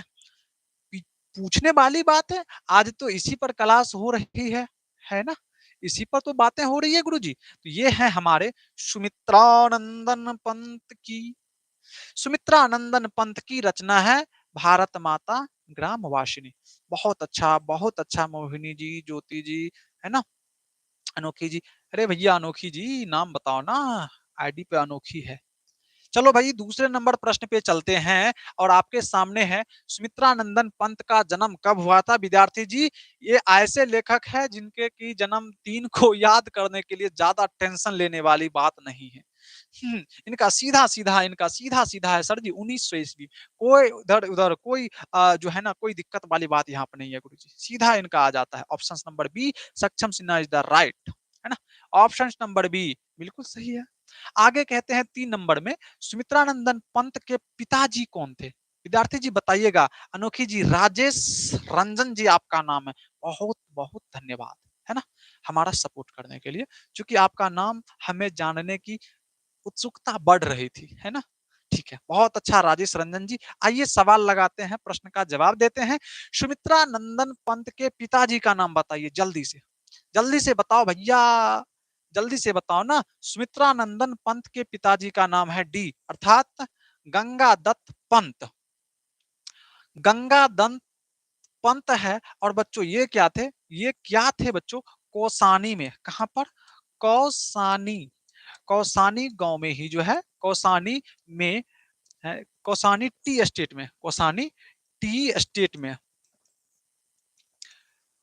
कौसानी टी एस्टेट में बच्चों क्या थे? अकाउंटेंट थे। क्या थे? क्या थे ये? अकाउंटेंट थे। क्या थे? अकाउंटेंट थे ये, है ना? कौसानी टी एस्टेट में अकाउंटेंट थे। आगे कहते हैं कि सुमित्रानंदन पंत की माता जी का क्या नाम था? सुमित्रानंदन पंत की माता जी का क्या नाम था? हमारे विद्यार्थी जी बताएंगे यहाँ पर। उनकी माता जी का नाम था सरस्वती देवी। क्या नाम था जी? हे सर जी सरस्वती देवी नाम था इसका। बताओ इसके बारे में, इसकी दुख भरी कहानी बताओ विद्यार्थी जी सरस्वती देवी की। दुख भरी कहानी गुरुजी यही है? तृप्ता, तृप्ता कहाँ है भैया? अरे भैया ये है सरस्वती जी, तृप्ता उसमें है गुरु नानक साहब में, गुरु नानक साहब में है, यहाँ है सरस्वती देवी। और इनकी दुख भरी कहानी ये है कि बच्चे के, दुख भरी कहानी इनकी है बच्चों, है ना? हम लिख देते हैं आपको। बच्चे के बच्चे के जन्म के 6 घंटे बाद, कितने घंटे बाद? तो गुरुजी 6 घंटे बाद, 6 घंटे बाद की बात है, बाद इनकी मृत्यु हो जाती है। 6 घंटे बाद मृत्यु हो जाती है। क्या हो जाती है? मृत्यु हो जाती है, मृत्यु हो जाती है। इनकी दुख भरी कहानी यही है भैया। इनकी दुख भरी कहानी यही है कि जब सुमित्रानंदन पंत जी का जन्म होता है तो 6 घंटे बाद इनकी मृत्यु हो जाती है।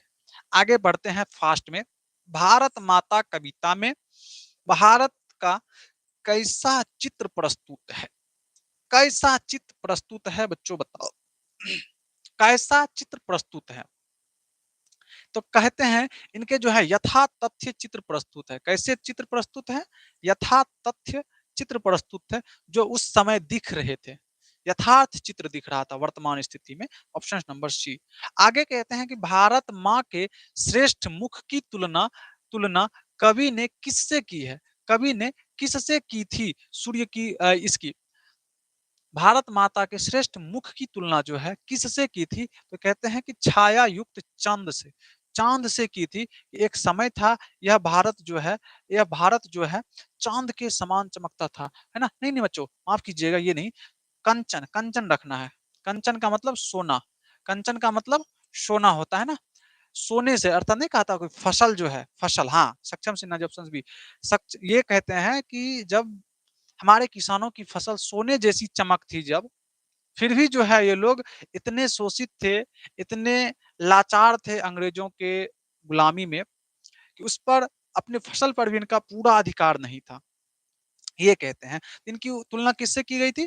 कंचन के समान, सोने के समान इसका मुख जो है इतना तेज था। लेकिन आज की दुर्दशा कैसी हो चुकी है, कैसी हो चुकी है। आगे कहते हैं कि पंत जी प्रख्यात क्या है? प्रख्यात क्या है बच्चों बताओ? छायावादी कवि है, प्रगतिवादी कवि है, प्रयोगवादी कवि है, या इनमें से कोई नहीं है? कौन है बच्चों बताओ? Options number A B C D कौन होगा आपको बताना है। जल्दी से बताएंगे आप लोग, चूंकि समय अधिक हो चुका है तो सभी कोई कहेंगे गुरुजी ऑप्शंस नंबर ए अर्थात छायावादी कवि है। पंत जी को किस रचना के लिए भारतीय ज्ञानपीठ पुरस्कार मिला था? इसमें कोई भी विद्यार्थी जी गलती नहीं करेंगे। पंत जी को चिदम्बरा पर, किस पर सर? चिदम्बरा पर जो है भारतीय ज्ञानपीठ पुरस्कार मिला था। मोहिनी जी करेक्ट आंसर, बिल्कुल। अरे है ना, ऑप्शन नंबर सी देखो ना, सी देखो ना भैया। चिदम्बरा पर, ग्राम्या पर नहीं सर, नो सर। ग्राम्या से इस चैप्टर को लिया गया है, ये बात सत्य है। ग्राम्या से इस चैप्टर को लिखा गया, यह बात बिल्कुल सत्य है ना। लेकिन अमन जी, ए भैया अमन, अमन इधर ध्यान दो। का हेलो हाय हेलो कर रहे हो भैया, यहाँ दो ना। कहते हैं चिदम्बरा पर मिला था सर जी। आगे कहते हैं कवि पंत जी के अनुसार भारत माता का आंचल कैसा है? भारत माता का अचरा जो है भैया, अचरा आंचल जो है वो कैसा दिख रहा था अमन भैया बताओ? बताओ। कहता है फूल से भरा या धूल से भरा? तो कहना है बच्चों धूल से भरा मैला सा आंचल।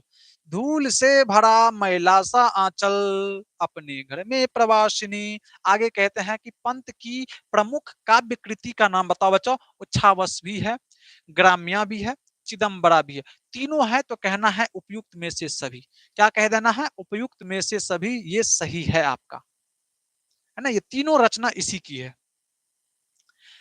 कवि के अनुसार भारत के कितने संतान जो है अर्धनग्न, अशिक्षित और निर्धन है? कितने लोग, देख लो भैया देख लो, कितने करोड़ लोग जो है अर्धनग्न, शोषित या है ना आधे अर्धक्षुधित है, अर्थात आधे पेट रहते हैं। कितने लोग, कितने लोग गुरुजी? 30 करोड़ जनता। ऑप्शंस नंबर ए, कितने लोग गुरुजी? 30 करोड़ लोग। Yes sir.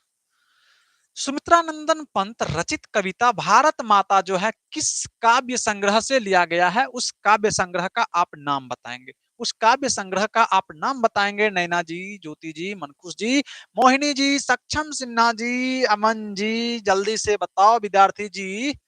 भैया बताओ, दीदी बताओ, किससे गुरुजी? ग्राम्या से। कहां से लिया गया था? इस चैप्टर को लिया गया था गुरुजी ग्राम्या से। कहां से? तो गुरुजी ग्राम्या से, है ना। Yes sir, yes sir, yes sir. आगे कहते हैं कि पंत जी के अनुसार भारत माता है। हे भैया बताओ ना, भारत माता क्या है ना। भारत माता क्या है? जल्दी से बताओ ना भैया। भारत माता मिट्टी की मूरत उदासनी, मिट्टी की मूरत, मिट्टी की प्रतिमा उदासनी। ये लाइन बिल्कुल सही है। वह अपने घर में प्रवासनी, अपने घर में विदेशी लग रही है। ये भी भैया सही बात है। सोनू है सर। आई सोनू, सोनू कौन है भैया? नीचे आ जाओ, नीचे आ जाओ, सोनू जी आ जाओ। कहते हैं कि वह अपने घर में प्रवासनी है। ज्ञान मूड गीता प्रकाशनी, वो गीता की भी प्रकाशनी है। ये तीनों चीज बच्चों भारत के लिए सही लग रही है। इसीलिए आप कहोगे उपयुक्त में से सभी, उपरयुक्त में से सभी बच्चों, उपरयुक्त में से सभी। जल्दी से आ जाओ, क्या सही है? तो एक बार दिल बनना चाहिए कि नहीं होना चाहिए, है ना, है ना। जल्दी से बताओ, एक बार बच्चों बताओ आप लोग, एक बार दिल भेजोगे या नहीं है? जल्दी से भेजो ना, इसमें क्या कहने वाली बात है। जल्दी से एक बार आप लोग दिल बना करके भेजें ताकि हम आगे बढ़ें। आपने यहाँ तक में 13 प्रश्न के सही सही जवाब दिए हैं। हम आपको आगे लेकर के चलते हैं, आगे लेकर के चलते हैं। भारत माता ग्राम वासनी, खेतों में फैला है श्यामल आंचल, धूल भरा मैला सा आंचल। प्रस्तुत पंक्तियां किस कविता से ली गई है? किस कविता से ली गई है? किस कविता से ली गई है? जल्दी से बताओ। Muskan Rani welcome, welcome to my channel Jos study classes में आपका स्वागत है। ठीक है, हाँ स्वागत है भैया। कहाँ थी आप ही की कमी थी इस क्लास में, है ना। चलिए, बहुत देर से आप जुड़े हैं। चलिए भैया कोई बात नहीं, देर से ही आए कोनो दिक्कत नहीं, लेकिन लगे रहना है लास्ट तक। ठीक है, आ जाइए विद्यार्थी जी, आगे बढ़े, आगे बढ़े। रुपेश जी, ए भैया रुपेश जी आगे बढ़े हैं। चलो भैया आगे बढ़ो ना, फिर बताते हैं। यह पंक्ति कहां से ली गई है गुरुजी? यह पंक्ति जो है भारत माता से ली गई है। कहां से ली गई है गुरुजी? भारत माता से ली गई है। बिल्कुल सही है, बिल्कुल सही है, बिल्कुल सही है, बिल्कुल बिल्कुल सही है। 110% सही है ना? चलो भाई, किस कवि का आरंभिक काव्य प्राकृतिक और सौंदर्य के प्रेमी कवि की संवेदनशील अभिव्यक्तियों से परिपूर्ण है? बताओ बच्चों, कौन सा ऐसा कवि है जो शुरू में, आरंभिक समय में, शुरुआत में प्रकृति और प्रकृति और सौंदर्य से परिपूर्ण रहा है? किसका किसका कवि बच्चों बताओ? सी नंबर, अर्थात सुमित्रा नंदन पंत की काव्य रचना। किसकी रचना जी? अरे भैया किसकी रचना? तो सुमित्रा नंदन पंत जी की रचना। आगे कहते हैं, स्वर्ण सस्य पर पद तल लुंठित, धरती सा सहिष्णु मन कुंठित। यह पंक्ति जो है बच्चों किस कविता की है? किस कविता की है बच्चों? जल्दी से बताओ, जल्दी से बताओ भैया। हा। यह पंक्ति जो है सर, यह पंक्ति जो है भारत माता चैप्टर की है। किस चैप्टर की है? किस चैप्टर की है बताओ? भारत माता चैप्टर की है। आगे बढ़ते हैं, जल्दी से फास्ट में थोड़ा पढ़ते हैं। सुमित्रा नंदन पंत ने मिट्टी की प्रतिमा उदासनी किसको कहा था? किसको कहा था मिट्टी की प्रतिमा उदासनी? अपने घर में प्रवासनी, है ना? किसको कहा था बच्चों बताओ? तो कहना है गुरुजी भारत माता को। किसको कहा था? भारत माता को कहा था। इनमें से कौन सी रचना काव्य पंत जी की नहीं है? देखो बच्चों, उच्छावस तो है, चिदम्बरा भी है, ग्राम्या भी है, ये स्वदेशी नहीं है। ये स्वदेशी जो है बच्चों नहीं है, तो हम क्लिक करेंगे ऑप्शन नंबर बी। यह जो स्वदेशी रचना है विद्यार्थी जी, यह पंत जी की नहीं है। बच्चों बताओ, यह पंत जी की नहीं है तो है किसकी? किसकी है ये? स्वदेशी जो कविता आप देख रहे हैं, स्वदेशी किसकी कविता है? किसकी? तो कल के क्लास में आपने पढ़ा था, कल के क्लास में आपने पढ़ा था B N B N BNC Badri Narayan Chaudhary Premghan. Premghan, इन्हीं के बारे में आपने कल पढ़ा था। बद्री नारायण चौधरी प्रेमघन, अर्थात BNC प्रेमघन। नो बच्चों नो, घनानंद नहीं बोलना है। घनानंद किसमें था? घनानंद था अति सुधो स्नेह को मारक, है ना? जो सुजान के प्यार में, प्यार वाला फेरा में पड़ल था, उसमें था वो, है ना? लेकिन कल जो आप क्लास देखे थे स्वदेशी वाला, उसमें था बद्री नारायण चौधरी प्रेमघन, वो था। Yes sir. आगे बढ़ते हैं गुरुजी, कहते हैं कि कवि पंत के अनुसार भारत माता क्या है? ग्राम वासनी है, बिल्कुल है, नगर वासनी है, प्रवासनी है, या इनमें से कोई नहीं? तो बच्चों इतना नहीं देना है ना? ग्राम वासनी, नगर वासनी, प्रवासनी, इनमें से कोई नहीं। क्या होगा बच्चों? पंत जी के अनुसार भारत माता क्या है? तो कहना है बच्चों ग्राम वासनी है। क्या है? ग्राम वासनी, अर्थात गांव में निवास करती है। ठीक है, चलो बच्चों आगे चलते हैं। कहते हैं कि जन्म के 6 घंटे बाद बच्चों, दुख भरी कहानी, 6 घंटे बाद किनकी माता जी का देहांत हो गया था? किनकी माता जी का देहांत जन्म के 6 घंटे बाद हो गया था? बच्चों बताओ ना। तो कहना है गुरुजी सुमित्रा नंदन पंत जी की माता जी। जैसे ही सुमित्रा नंदन पंत जी इस धरती पर आए, नीतीश कुमार जी, जानते हैं आप, जैसे ही सुमित्रा नंदन पंत जी का जन्म हुआ, उसके 6 घंटे बाद इनकी माता सरस्वती देवी जी की मृत्यु हो जाती है। Yes sir. प्रकृति सौंदर्य की कविता के लिए विख्यात कवि कौन है? प्रकृति सौंदर्य के लिए विख्यात कवि कौन है? मोहिनी जी, मुस्कान जी, मनकुश जी, ज्योति जी, ने नैना जी, कोमल जी, जल्दी से बताओ ना। तो कहना है गुरुजी वो है हमारे सुमित्रा नंदन पंत, श्री श्री 108 स्वामी श्री सुमित्रा नंदन पंत जी महाराज। बहुत बढ़िया नाम रखे हैं गुरुजी, है ना? चलो भैया बढ़ जाओ आगे। स्वर्ण, है ना? बच्चों देखो, कहते हैं कि स्वर्ण किरण, स्वर्ण किरण किस कवि की रचना है? स्वर्ण किरण किस कवि की रचना है गुरुजी? एक गो कवि को तो आज पढ़वे किए हैं, सुमित्रा नंदन पंत, इसी की रचना है, इसी की रचना है Naina Kumari. Yes sir. Mohini ji yes sir. Chidambara किसकी रचना है गुरुजी? ये कैसे भूल जाएंगे हम? चिदम्बरा जो है पंत जी की रचना है। किसकी रचना है? पंत जी की रचना है। और इसी चिदम्बरा पर विद्यार्थी जी आप जानते होंगे, बिल्कुल जानते हैं, इसी चिदम्बरा पर क्या मिला था? ज्ञानपीठ पुरस्कार। क्या मिला था? ज्ञानपीठ पुरस्कार मिला था विद्यार्थी जी इसी चिदम्बरा पर। तो कैसे भूलेंगे हम इसे, कैसे भूलेंगे इसे? चलो आगे बढ़िए। किस कवि के पिता कौसानी टी एस्टेट में अकाउंटेंट थे? कौसानी टी एस्टेट में अकाउंटेंट किनके पिताजी थे?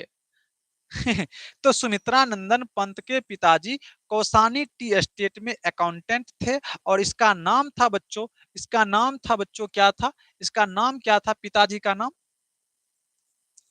जल्दी से बताओ ना।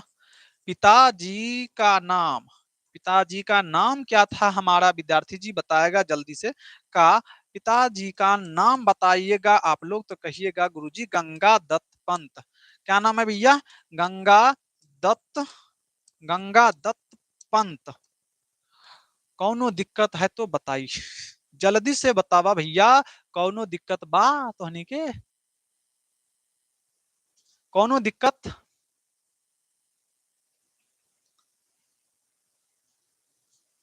गंगा दत्त पंत। क्या है भैया? गंगा दत्त पंत है ना? हाँ। आ जाओ, आ जाओ विद्यार्थी जी। कहते हैं प्रख्यात छायावादी कवि कौन है? बताओ, छायावादी कवि कौन है? मोहिनी जी जल्दी बताओ ना। गुरुजी, छायावादी कवि का नाम है सुमित्रा नंदन पंत। छायावादी कवि कौन है? सुमित्रा नंदन पंत है ना? I am new student. नहीं भैया, आप न्यू स्टूडेंट नहीं हो, आप बहुत पुराने स्टूडेंट हो चुके हो। अनोखी जी, मैं आपका नाम फिर भूल गया, पक्का कसम से बोल रहा हूँ, नाम भूल गया। एक बार नाम बताएगा, नाम बताना एक बार। क्या नाम था भैया? याद करो, याद करो। अनोखी, हाँ, राजेश रंजन जी आपका नाम है ना? हाँ, राजेश रंजन जी, आप पुराने हैं। चलो भैया आगे बढ़ते हैं। जितने भी नए विद्यार्थी जी है, जल्दी से चैनल को सब्सक्राइब कर लीजिएगा, चैनल को सब्सक्राइब कर लीजिएगा भैया। कोई बात, कोई दिक्कत, कोनो परेशानी? No sir. कवि पंत के अनुसार गंगा यमुना में क्या प्रवाहित हो रहा है? गंगा में यमुना में क्या निकल रहा है भैया? बताओ क्या निकल रहा है? सर देखिए उसको, क्या निकल रहा है उसको? गंगा और यमुना में क्या निकल रहा है? क्या निकल रहा है विद्यार्थी जी? तो कहते हैं सर जी, आंसू के जल निकल रहे हैं। क्या निकल रहे हैं? आंसू के जल निकल रहे हैं। किसके आंसू निकल रहे हैं भैया बताओ? ओ भैया बताओ, किसके आंसू निकल रहे हैं? तो गुरुजी, भारत माता के दोनों आंखों से आंसू निकल रहे हैं। एक आंख से गंगा निकल रही है, दूसरी आंख से जमुना निकल रही है। ऐसा प्रतीत हो रहा है गुरुजी, ऐसा प्रतीत हो रहा है। आगे कहते हैं, आगे कहते हैं, ठीक है ना जी? हाँ, ठीक है। आगे कहते हैं कि कवि के अनुसार भारत माता की कितनी संतान असभ्य है, शिक्षित है, निर्धन है, अर्धक्षुधित है, अर्धपेट है? कितने संतान लोग बताओ? कितने संतान लोग जो है इस तरह की जीवन जिंदगी जी रहे हैं? गुरुजी 30 करोड़। किधर है? किधर है? किधर है? किधर किधर? इधर है, इधर है, इधर है भैया। 30 करोड़। कितने, कितने भैया? 30 करोड़ की बात हो रही है, 1-2 करोड़ की बात नहीं गुरुजी, 30 करोड़ की बात हो रही है। सस्ता पूछते हैं? इतने लोग जो है बच्चों ऐसी जिंदगी जी रहे हैं जिनके पास घर भी नहीं है, पहनने के लिए कपड़े नहीं है पूरे, हैं? 30 करोड़ बोलो भैया, 30 करोड़ बोलो कोमल, 30 करोड़ बोलो ना। कवि ने भारत माता के श्रेष्ठ मुख की तुलना किससे की है? श्रेष्ठ मुख की तुलना किससे की है? जल्दी से बताओ। तो कहना है गुरुजी कंचन से, अर्थात सोना से। किससे? गुरुजी सोना से। ग्राम्या किसकी रचना है गुरुजी? ये है सुमित्रानंदन पंत की। और यह जो चैप्टर है, यह जो चैप्टर है भैया हमारे, यह प्रश्न प्रश्न नहीं, यह यह जो यह जो यह जो चैप्टर है, यह जो बच्चों कविता है ना, यह कविता कहाँ से लिया गया है? यह कविता ग्राम्या से। कहाँ से मेरे भैया? मेरे भैया, मेरी दीदिया जल्दी से बताओ ना। यह जो कविता है ग्राम्या से लिया गया है। कहाँ से लिया गया है? ग्राम्या से लिया गया है या ना? यस या नो? यस या नो? यस या नो? जल्दी से बताओ, जल्दी से बताओ भैया। ग्राम्या से लिया गया है इसको। यस सर, ठीक है। हाँ सर, इतना अच्छा पढ़ेंगे तो ठीक कैसे नहीं होगा जी? क्या बात करते हो आप? आगे चलते हैं बच्चा, कहते हैं कि निम्न में से कौन सी रचना पंत जी की नहीं है? देखो बच्चों, रही रास, प्रेम वाटिका, स्वर्ण किरण, जीर्ण जनपद। अरे भैया, हैं? निम्न में से कौन सी रचना जो है पंत जी की है? कौन सी रचना पंत जी की है ये बताना है। तो आप कहोगे सर स्वर्ण किरण जो है यह रचना जो है इसकी है, पंत जी की यह रचना है। बिल्कुल सर, पक्का है। ये रहीरास नहीं है, रहीरास है गुरु नानक साहब का, प्रेम वाटिका है रसखान का, ये है आपके गुरु नानक का, और ये है आपके रसखान का, है ना। और जीर्ण जनपद है इनके, किनके? प्रेम घन का, प्रेम घन का। ये वाली बात है, कोनो दिक्कत नहीं सर, अच्छे से समझ में आ गई है। क्या लिखे जी? गुरु नानक लिखना तो नानक क्या लिख दिया इसको बेटा, है गुरु नानक लिखना है ना, नानक, नो को नक, नानक। चलो बच्चों आगे बढ़ते हैं। आगे कहते हैं सुमित्रा नंदन पंत के अनुसार भारत माता किसकी मिट्टी, किसकी मूर्ति है? किसकी मूर्ति है? तो कहते हैं उदास मिट्टी की, सुख समृद्धि की, उदारता की या त्याग की। तो उस समय ऐसी स्थिति बनी थी तो इनको लग रहा था इनकी जो मूर्ति है ना उदास मिट्टी की लग रही है, भारत माता ग्राम वासनी, है ना, इस तरह से ये लग रहा है। ठीक है, ये वाली बात है ना। Yes sir, yes sir. Muskan ji कह रहे सर आज साइंस का क्लास नहीं होगा। हाँ भैया बिल्कुल होगा। मुस्कान जी आपको कहीं नहीं जाना है, साइंस की क्लास में भी आपको आना है ना, साइंस की भी क्लास होगी। ठीक है, बिल्कुल बिल्कुल नहीं घबराइएगा आप लोग। विद्यार्थी जी आप लोग को मैं फिर कह रहा हूँ, कल जो वीडियो अपलोड होगा ना यूट्यूब पर, समझ लो बहुत इंपॉर्टेंट होने वाला है कल। कल बहुत कुछ अलग होने वाला है साथियों। कहते हैं कि सफल आज उसका तप संयम, पीला अहिंसा स्तन्य सुधोतम, प्रस्तुत पंक्ति किस कविता की है? यह जो लाइन बच्चों पढ़े हो आप लोग किस कविता में पढ़े थे? किस कविता में पढ़े थे गुरुजी? हमने पढ़ा था गुरुजी भारत माता नामक कविता में। किस कविता में कोमल बताओ? गुरुजी भारत माता नामक कविता में हमने इस लाइन को पढ़ा था और ये हमें अच्छे से समझ में आई है। ऑप्शन नंबर बी सक्षम सिन्हा जी बिल्कुल सही जवाब है भैया आपका, राइट है ना। Yes sir.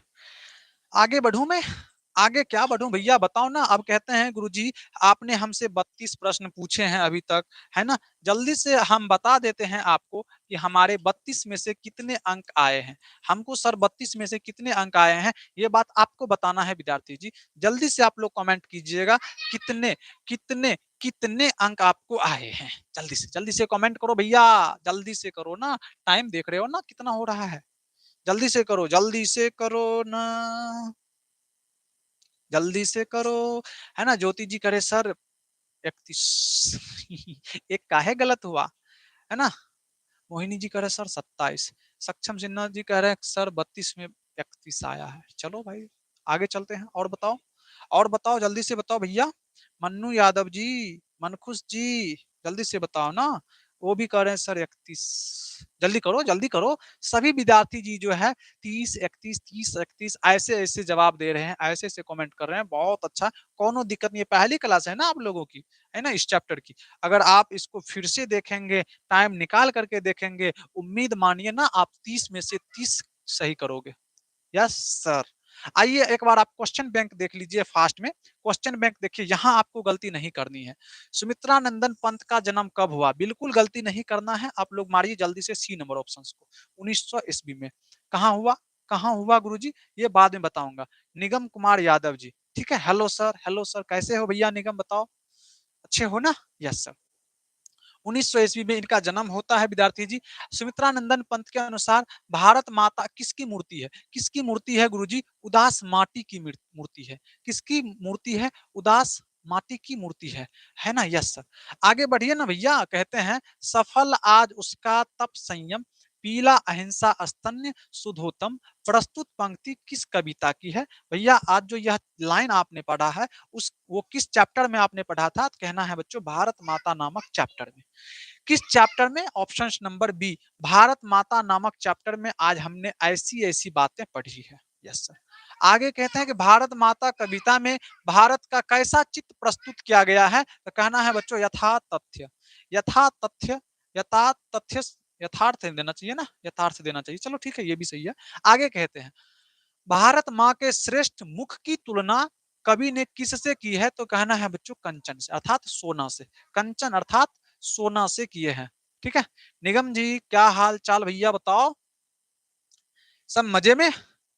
कहते हैं कि युगवाणी किसकी काव्य कृति है, युगवाणी गुरुजी सुमित्रानंदन पंत की काव्य कृति है।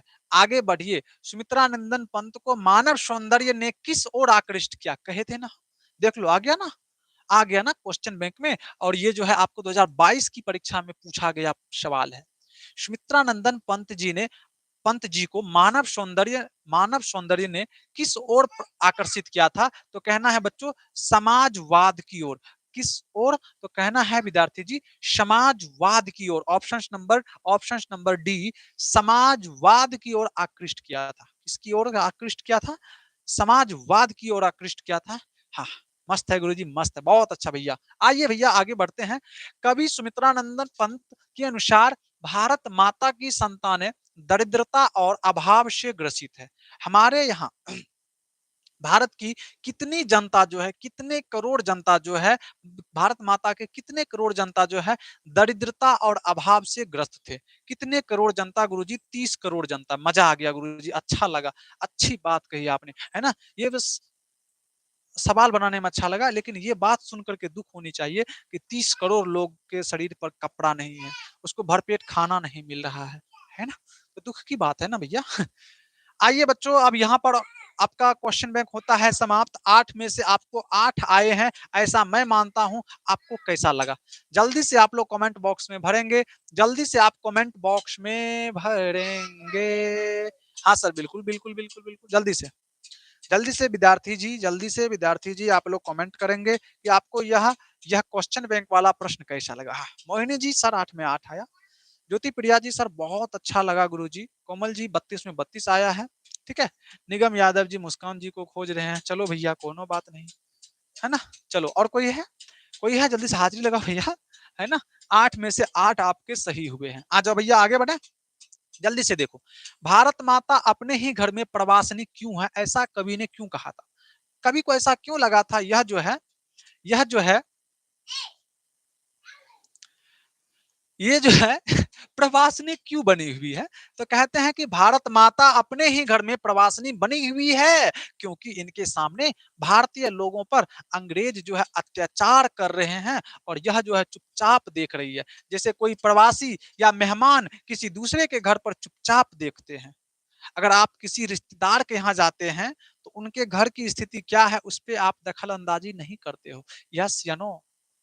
अगर उनके घर में आज आलू गोभी की सब्जी बन रहे हैं और आप उनके यहाँ पहुंचे हैं तो आप यह नहीं कहेंगे उसको, है ना, उसको आप यह नहीं कहोगे कि भैया आलू गोभी मत बनाओ, आज बैगन बैगन भिंडी की सब्जी बनाओ, कहोगे अच्छा लगेगा? नहीं सर, बिल्कुल नहीं कहेंगे।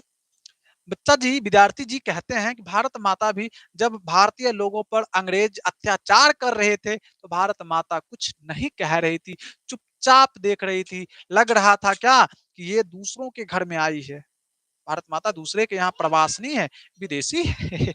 ऐसे कवि जी कह रहे हैं। कविता में कवि भारतवासियों का कैसा चित्र खींचता है, तो कहते हैं कवि सुमित्रानंदन पंत के अनुसार भारत के 30 करोड़ लोग जो है फटे पुराने वस्त्र पहने हैं, आधा पेट भोजन करते हैं, वह शोषित है, बिना वस्त्र के हैं, मूर्ख है और असभ्य और अशिक्षित है। वे अंग्रेजों के सामने नतमस्तक है और वृक्ष के नीचे निवास करने के लिए मजबूर है। तरु तल निवासनी, तरु तल निवासनी, है ना। चलो भैया आगे बढ़ जाओ। भारत माता का हास भी, भारत माता का हास भी क्या है, ये मच्छरबाज काहे चलाता है जी। कहते हैं कि भारत माता का हास भी राहुसित क्यों दिखाई पड़ता है, तो भारत माता का हास भी प्रस्त दिखाई पड़ता है क्योंकि भारत माता पर उगे स्वर्ण जैसे अर्थात सोने जैसे, स्वर्ण का मतलब सोना, सोना, कंचन भी कहते हैं ना बच्चों इसको, कंचन, जैसे फसल को अंग्रेज के पैरों तले कुचला जा रहा है, अंग्रेज की इतनी अत्याचार बढ़ रही है, वो सभी सब चीज को कुछ समझ रहा है बेटा? बेटा? है भैया। अब आपका चैप्टर का पूर्ण रूप से होता है द इंड, है ना? चैप्टर का हो गया है भैया आपका द इंड, है ना? आपने बना लिए, आपने पढ़ लिए क्या? पूरा बेसिक पढ़ा, है ना? बेसिक पढ़ा आपने, पूरा जो है ऑब्जेक्टिव पढ़ा, ऑब्जेक्टिव पढ़ा आपने, पूरा क्वेश्चन बैंक पढ़ा, क्या पढ़ा? क्वेश्चन बैंक पढ़ा, और आपने जो है सब्जेक्टिव पढ़ा। विद्यार्थी जी बताइएगा, क्या इसमें और कुछ छूटा है आपके लिए? जल्दी से बताओ। आपने बेसिक नॉलेज के लिए भी बेसिक कंसेप्ट भी पढ़ लिया, और आपने ऑब्जेक्टिव भी देखा, और आपने सब्जेक्टिव भी देखा, फिर आपने क्वेश्चन बैंक वाले आंसर भी देखे, फिर आपने क्या देखा? अरे भैया सारा कुछ तो देख ही लिए सर, अब क्या दिखाओगे? बहुत कुछ देखा सर। जल्दी से एक बार आप सभी जो है दिल बना करके भेजे। अंतिम बार मांग रहे हैं बच्चों, अब नहीं मांगेंगे हम आज की क्लास में, ये अंतिम बार हम आपसे आपका दिल मांग रहे हैं। जल्दी से बना करके भेजिएगा, जल्दी से बना करके भेजिएगा विद्यार्थी जी, जल्दी से भेजिए ना, फिर दूसरे क्लास की शेड्यूल लगेगी ना आप लोगों के लिए। जल्दी से दिल बना करके आप लोग भेजिएगा, जल्दी से दिल बना करके भेजिएगा, फास्ट में, come on, fast fast fast fast, जल्दी करो। Yes sir, yes sir, yes sir. जैसे ही वीडियो खत्म होती है, क्लास खत्म होती है, आप लोगों को कमेंट बॉक्स में आकर के क्लास के बारे में अपना राय देना है। आप लोगों को, आप लोगों को अपना राय देना है, ठीक है? और अगले क्लास के लिए आप लोग तैयार रहेंगे। कल बच्चों एक वीडियो आने वाली है यूट्यूब पर, आप लोग उसको भी देखेंगे और अपना प्यार देंगे, ठीक है? मिलेंगे हम आप लोगों से अगले क्लास में, तब तक के लिए हंसते रहिए, मुस्कुराते रहिए, पढ़ते रहिए, और अपने परिवार को आगे बढ़ाते रहिए, अर्थात जॉस स्टडी क्लासेस को आगे बढ़ाते रहिए। धन्यवाद, बाय बाय, बाय बाय।